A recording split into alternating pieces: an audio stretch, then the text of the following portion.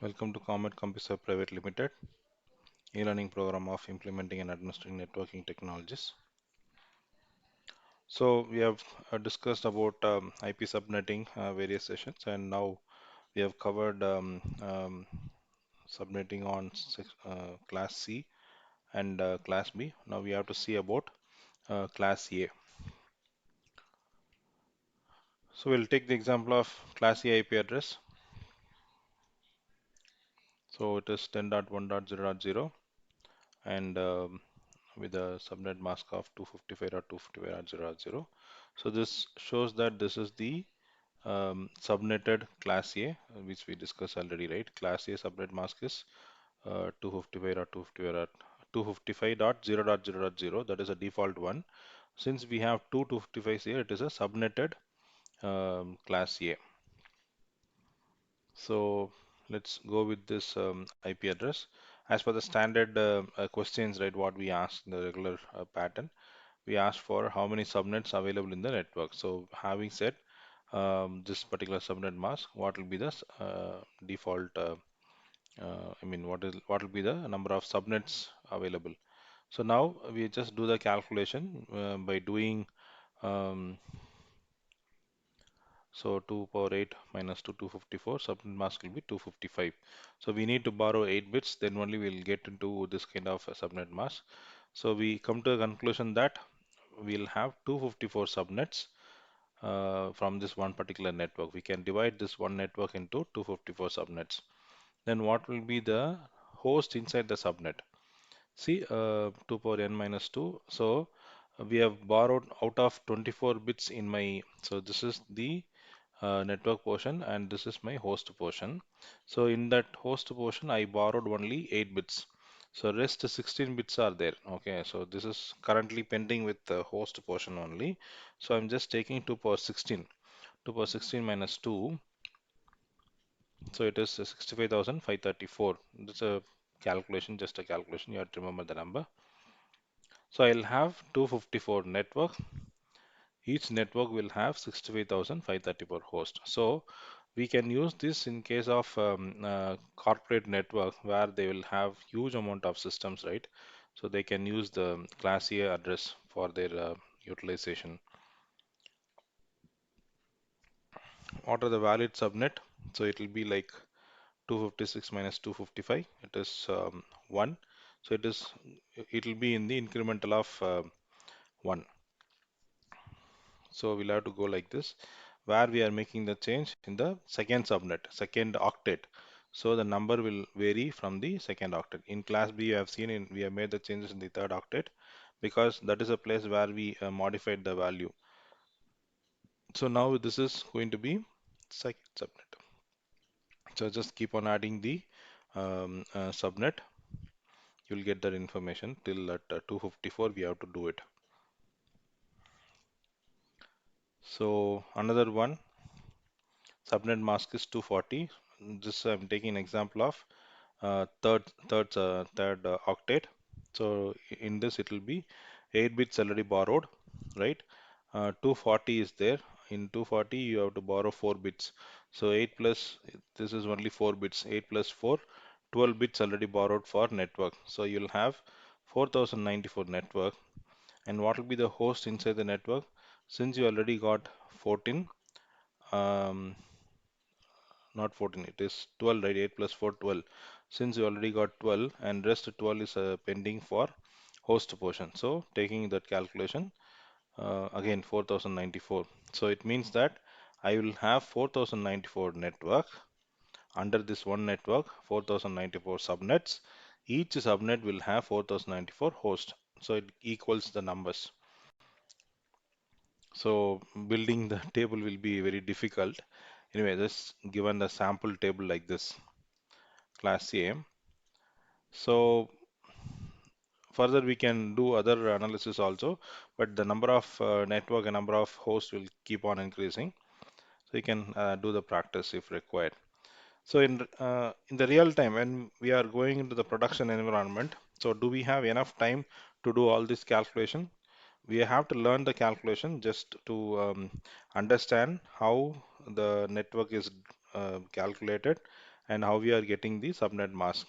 So building the table is very much required knowledge purpose, but in the real time, we will not have this much time to calculate everything and doing it, right? So we have a dependency with the third-party softwares. So we have tools to do the calculations. You can take dependency on subnet calculators. You have online subnet calculator, or you can install the tool to do the subnet calculation. So both are same. If it is allowed, you can do the installation. Otherwise, you can just check in the online itself. So you should be expert enough to understand how they are doing the calculations, right? So let's see how they are doing it.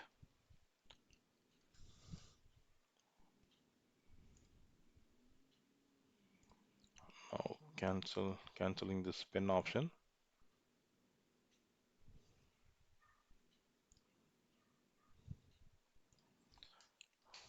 So opening the simulator.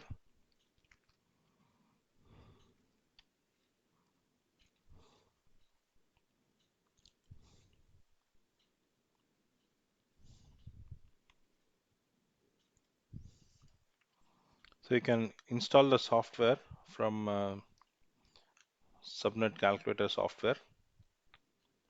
This is from SolarWinds.net.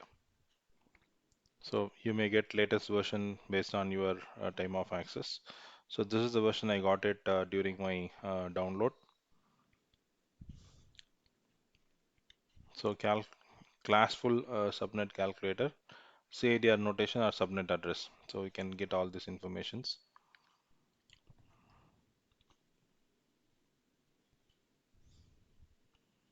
So I'm just putting class P address 172.16.16 192.0, right? So number of it immediately it gives number of subnets will be 4. Host per subnet is 16,384. So mask bit, host bit it is given. So I'm just generating it. I'm just generating on screen. And if required, I can export it to the Excel sheet and use it for future reference. Or I can copy paste this information also. Export to Excel spreadsheet. And I want all the information. Reverse mask is not required. Okay, mask is required.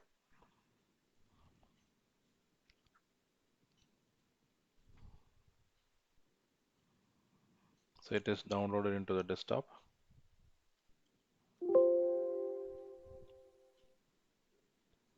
If I open and see,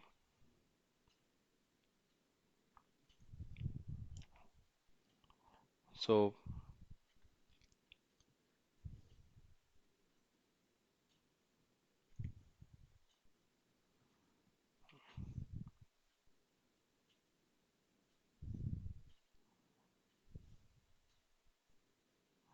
yeah,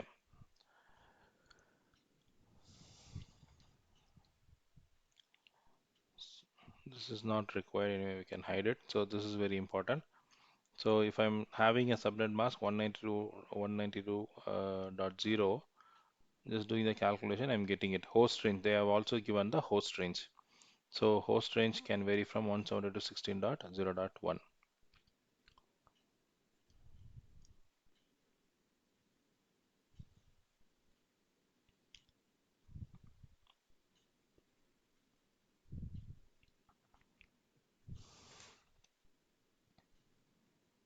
So now I'll choose a different 240, generate this thing, and same we can export, or if we can see, we can see it here itself.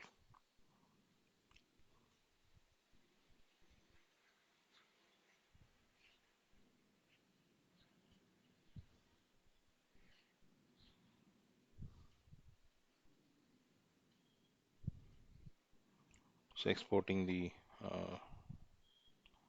file.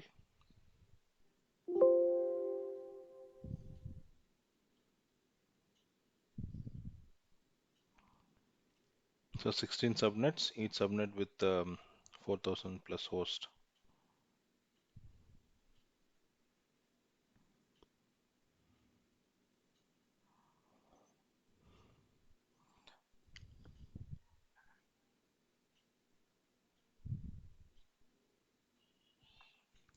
So with the range you are getting it. So it is very clear.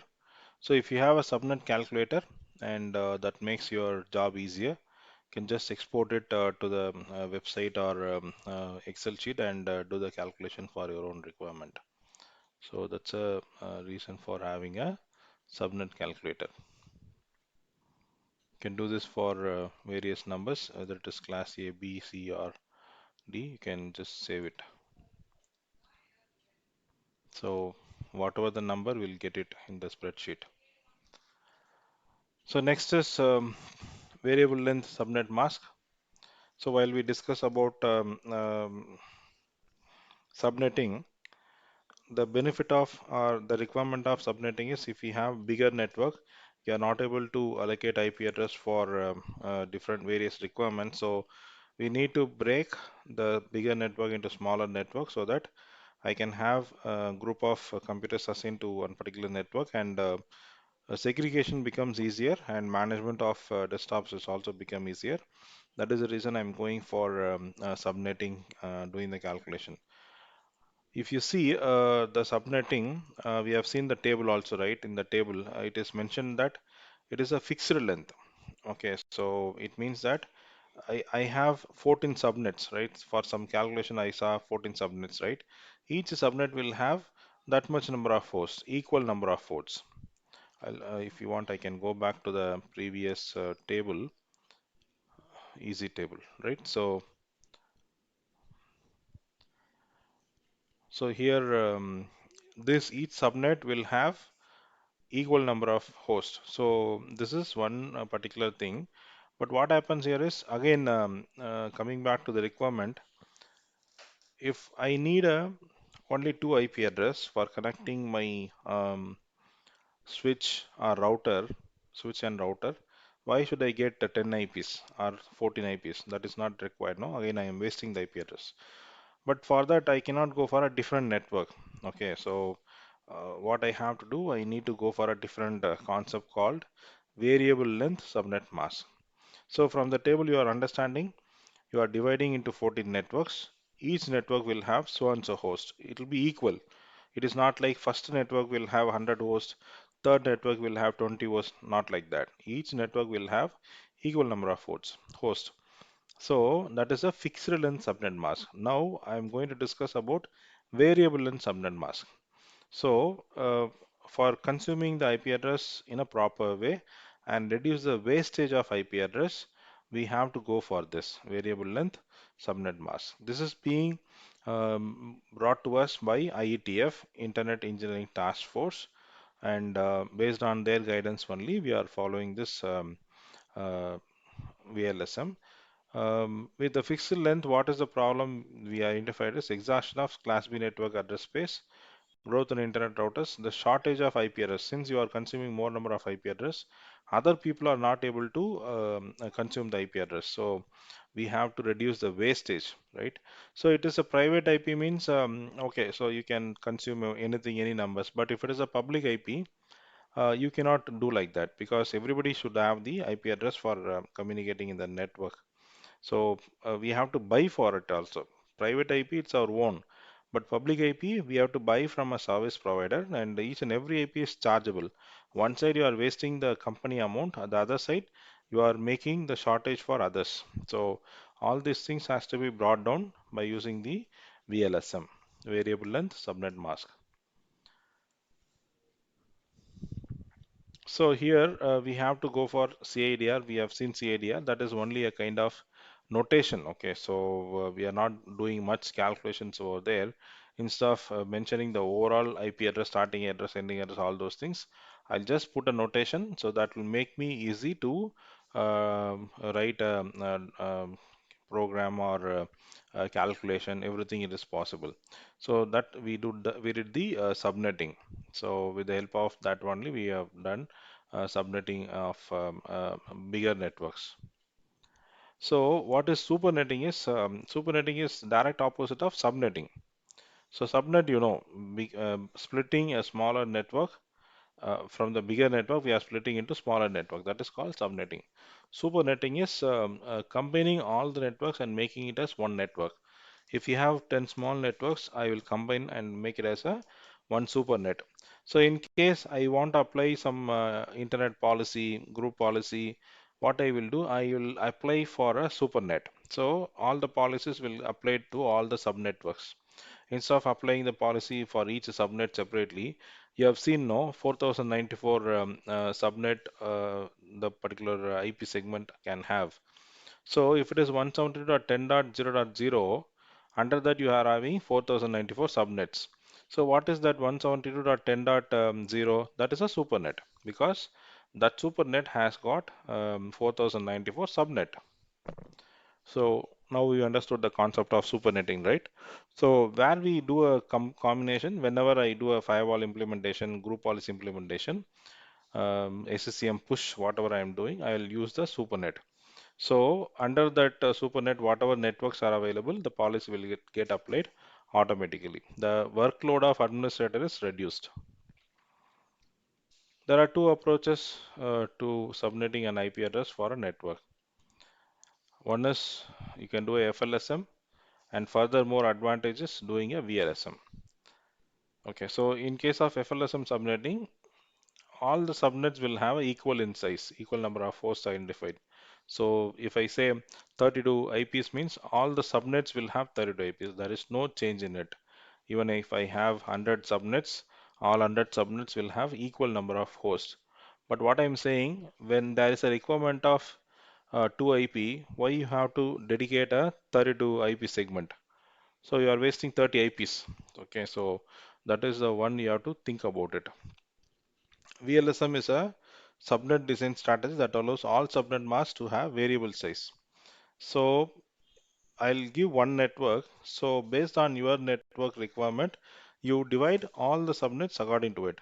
Maybe one subnet will have 5 IPs, one subnet will have 8 IPs, one subnet will have 20 IPs.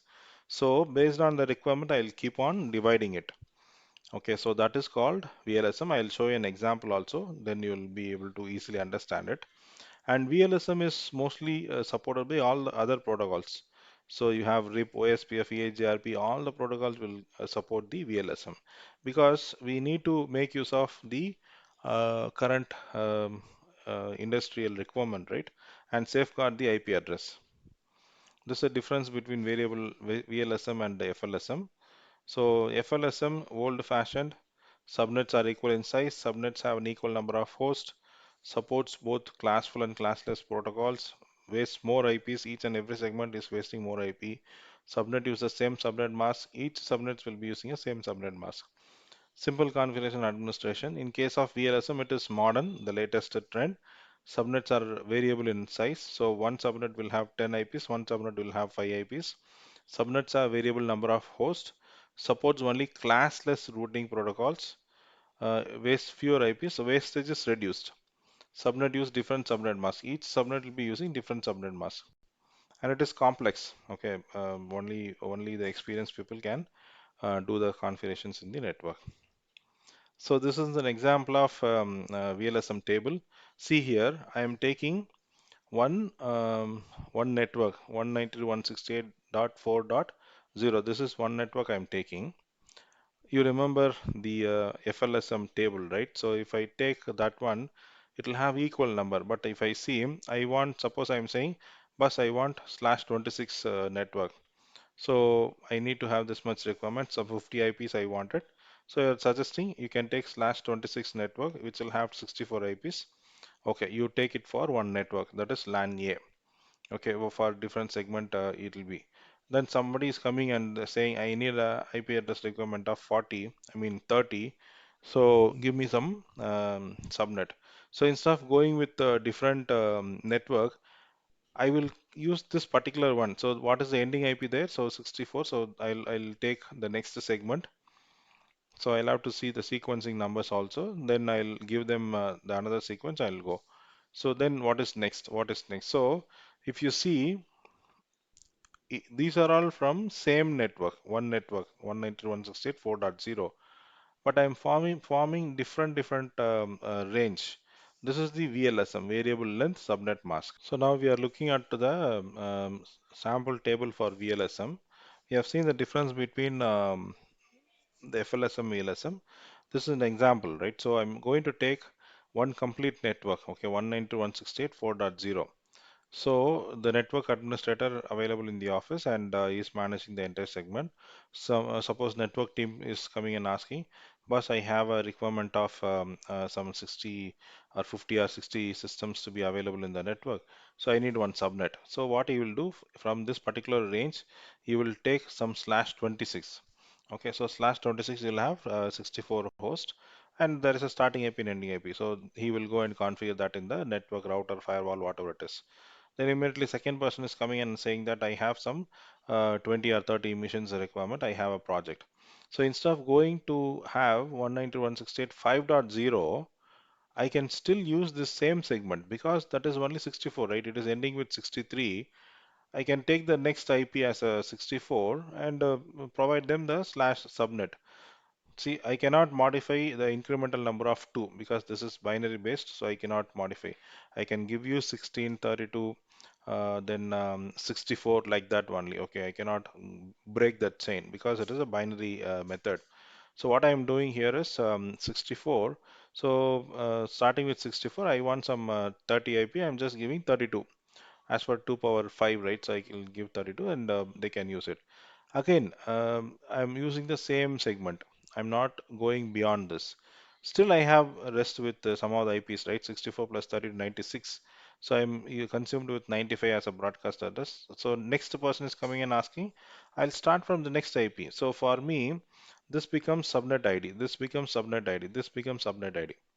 There is no fixed length. See, so there is no standard. I did write 256 minus the subnet mask 192. You will get some number. So that will be the variable range. I used it. But here it is not the same. Okay, so it will be different. Now it is say slash 30. I have a connection between the switches. I need two IPs. Take this. Okay, slash 30. So another network. So I'll keep on going. Still, I'm stopped with 122. Within that, I formed how many networks? 3 plus 3, 6 network I formed. I don't think I wasted more IPs, right? Because if I want slash 30, I'm giving only two IPs here, 113, 114. That's it. 112 will be your host ID, I mean your subnet ID. 115 will be your broadcast ID. So I want two IP address, 113 and 114. So no wastage of IP. So either it will be no wastage of IP or reduction of IP wastage. So there are two things can be followed with VLSM, right? Still, I have so much IP left with for use with other environment. So I think we are logically coming to a conclusion on IP subnetting. So hope this is clear with variable length subnet mask.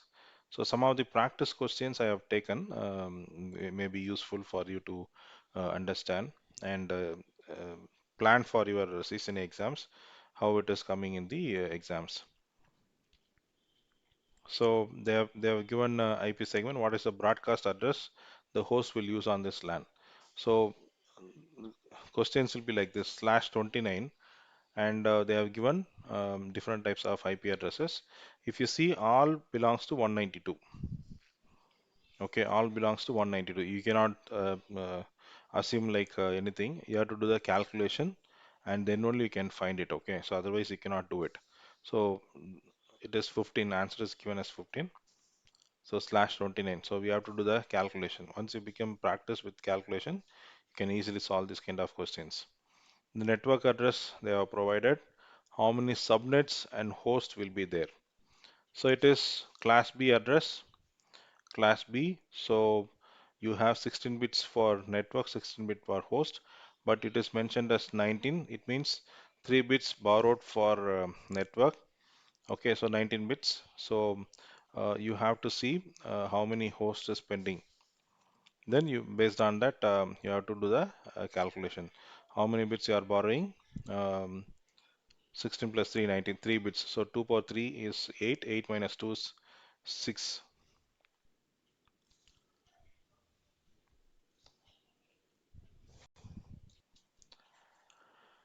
So they are directly taking 2 power n here for the calculation purpose. That's why they are getting 8. So uh, 2 power rest of the bits are how much out of 16? 13 is gone, 3 is gone. So 13, 2 power 13. You have to just do the calculation and choose the answer.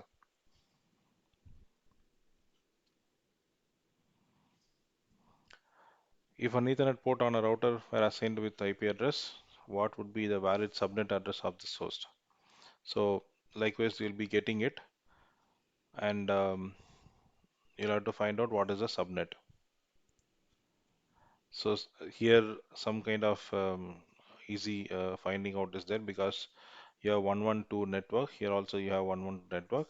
So it should be it is already starting with 0. So we can guess it, but you have to do the calculation and find out. Okay, so otherwise it may go wrong. You need to subnet a network that has 5 subnets, each with at least 16 hosts. So 5 subnets, 16 hosts. So you need not worry about 16 nodes. Just see how many things you can do. Bo- borrow to get 5 subnets. So just for calculation, working, everything is slash. I mean class C based, subnetted class B C. So there is no much difference here. Only thing is you have to choose within this area, right? So 5 subnets you have to get. So if you borrow 2 bits, it is 2 power 2 minus 2. 2 only, 2 power 3 minus 2, 6. So you have to borrow 3 bits, right? So if you are borrowing 3 bits, what will be the subnet mask? 128, 192, 224. So the subnet mask will be 224. Okay, just break it. You have a network that need 29 subnets while maximizing the number of host address. So you'll have to do the calculation. So we have come to the completion of subnetting. Hope this is clear for you. Thank you very much.